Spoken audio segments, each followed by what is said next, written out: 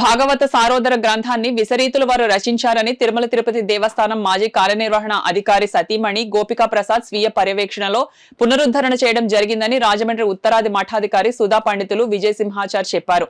ఈ గ్రంథంపై వారం రోజుల పాటు ఆధ్యాత్మిక ప్రవచనం కార్యక్రమం జరుగుతోందని అన్నారు. ఈ కార్యక్రమంలో గోపికా ప్రసాద్ సోదరులైన డాక్టర్ సుసెల్ల వెంకటరమణ, సుసెల్ల చలపతితో కలిసి గ్రంథం తాలూకు విశేషాలను వివరించారు.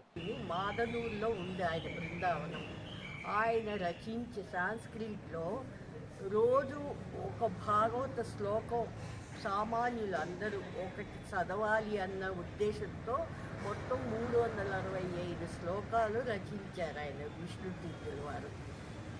దాన్ని తెలుగులో చేశారు మా ముత్తాత గారు అన్నమాట. తర్వాత ఇంగ్లీష్లో కూడా చేశారు. దీన్ని ఆయన తర్వాత మా నాన్నగారు ఒకసారి ప్రింట్ చేయించారు. కాపీస్ అయిపోయాయి.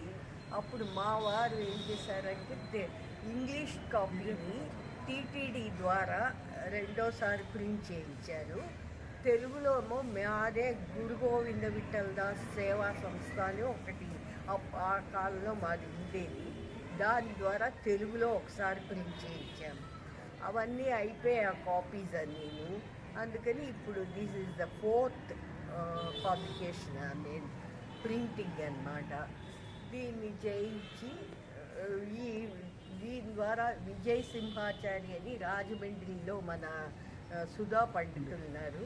ఆయన్ని రిక్వెస్ట్ చేస్తాము, ఆయన ఈ గ్రంథాన్ని మాకు కొంచెం చెప్పండి, అందరికీ అర్థమవుతుంది. ఒకసారి వింటే కానీ చదివితే అర్థం అవుదా ఎవరికీను. అందుకని చెప్పమంటే ఆయన చాలా దయతో అంగీకరించి మాకు ఈ వారం రోజులు దాని మీద ఉపన్యాసం ఇవ్వడానికి ఒప్పుకున్నారు.